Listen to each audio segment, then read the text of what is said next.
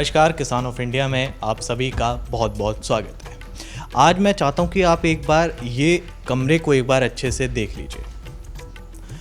यहाँ पे आप देख सकते हैं कि कितने सारे अवार्ड मिले हुए हैं, कितने सारे अवार्ड रखे गए हैं। ये अवार्ड जिन्हें मिले हैं उनसे मैं आपको मिलवाऊंगा और ये अवार्ड के पीछे की कहानी भी आपको बताऊंगा और ये भी बताऊंगा कि इन जो किसान आज हमारे साथ है उन्हें अवार्ड क्यों दिए गए हैं। पद्मश्री से ये किसान नवाजे गए हैं 2021 में। और मैं जब खेती में वापस आया तो मैं कुछ नया करना चाहा। मैं जैसे परंपरागत खेती होती है लकीर फकीर से हट करके मैं जो है कुछ एक नया काम करना चाहा। और मैं घर पर ही रह के, मेरा शुरू से ही कल्पना रही है कि हमको रोज़गार के लिए बाहर ना जाना पड़े, गांव में ही जो है रोज़गार उपलब्ध हो और साथ साथ दूसरे लोगों को भी रोज़गार मिले और हमारा गांव भी डेवलप करे। और हमारी 8 वैरायटी धान की, 1 वैरायटी गेहूं की भारत सरकार PPFR में रजिस्टर्ड हो चुकी है। उसी कार्य को लेकर के जो है भारत सरकार ने मुझे पद्मश्री से सम्मानित किया है।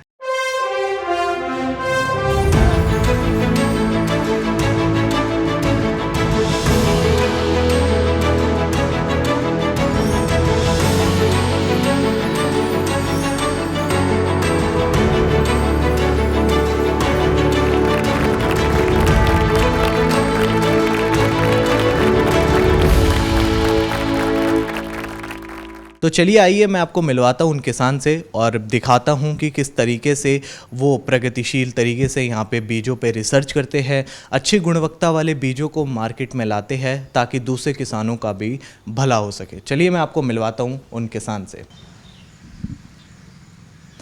तो हमारे साथ आज मौजूद है चंद्रशेखर सिंह जी।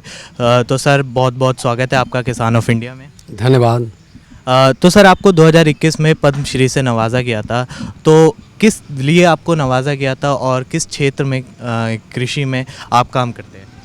हम नए किस्म के बीजों पर शोध कार्य जो है 30-35 वर्षों से कर रहे हैं और हमारी 8 वैरायटी धान की, 1 वैरायटी गेहूं की भारत सरकार PPFR में रजिस्टर्ड हो चुकी है।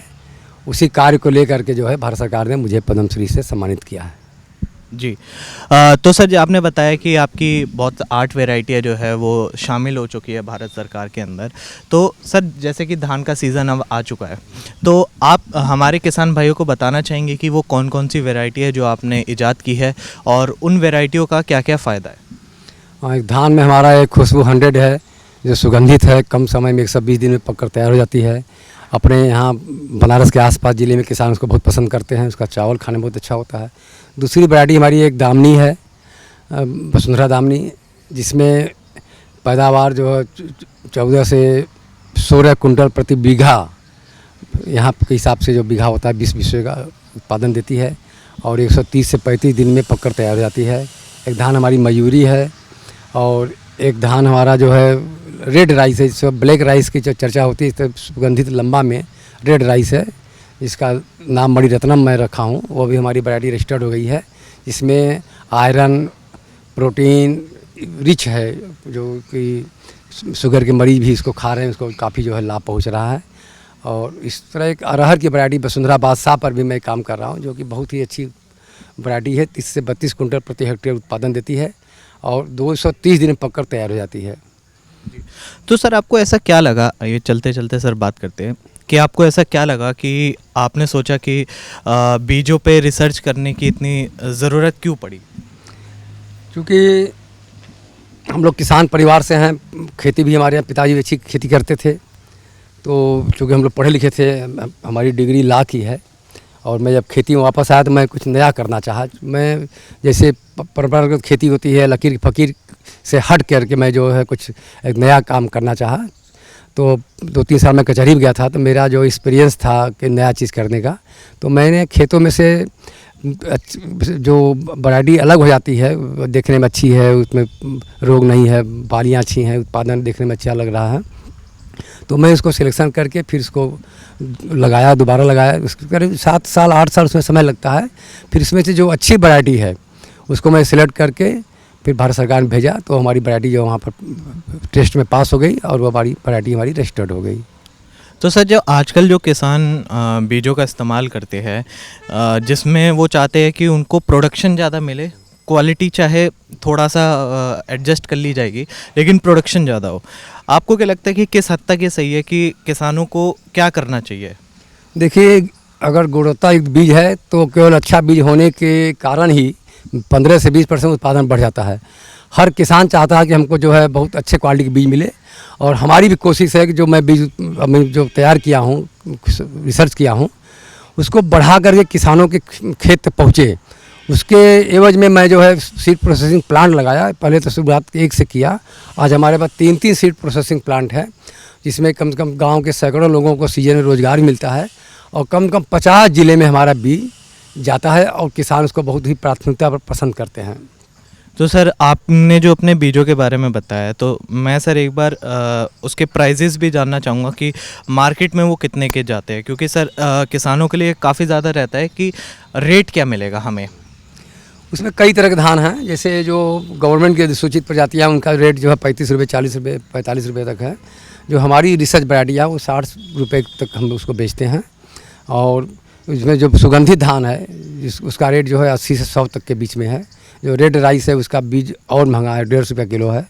तो अरहर हमारा जो है 150 रुपये किलो का है। इस तरह से जो है जो इसमें बीज तो उत्पादन देने वाली होती है, साथ साथ क्वालिटी होती है। जितना अच्छी क्वालिटी होगी उसका रेट उतना ज़्यादा होगा, क्योंकि इसमें बनाने में मेहनत लगता है, सफाई में, खेत में, रोगिंग में काफ़ी ध्यान दिया जाता है, तो उसका खर्च बढ़ जाता है। और उत्पादन में इससे किसानों को फ़ायदा होता है। अगर रद्दी किस्म का बीज लगाते हैं तो किसानों का उत्पादन घट जाता है। कभी कभी तो किसानों को बहुत नुकसान हो जाता है अगर अच्छा बीज नहीं मिलता है तो। तो चलिए सर एक बार आपका सीड प्लांट देखा जाए फिर। चलिए, जो है बगल में ही मेरा यहाँ आवास है, और मैं घर पर ही रह के, मेरा शुरू से ही कल्पना रही है कि हमको रोज़गार के लिए बाहर ना जाना पड़े, गांव में ही जो है रोज़गार उपलब्ध हो, और साथ साथ दूसरे लोगों को भी रोज़गार मिले, और हमारा गांव भी डेवलप करे। तो इस तरह से मैं थिंकिंग प्लानिंग कर करके यहीं पर जो है प्लांट लगाया। और अपने गांव का जो सरकारी स्कूल है, हम लोग भी कुछ HDFC बैंक के उसके CSR फंड से कुछ अपना सहयोग करके एक पूरे उत्तर प्रदेश के गांव का सबसे पहला जो है कॉन्वेंट प्राइवेट स्कूल से भी बढ़िया स्कूल हम लोग प्राइमरी बनवाए हैं, जो कि देखेंगे तो आपको जो है लगेगा कि जो है हमारा गांव कितना जो है मॉडल गांव हो गया है। जी, तो चलिए आइए देखते हैं सर का सीड प्लांट।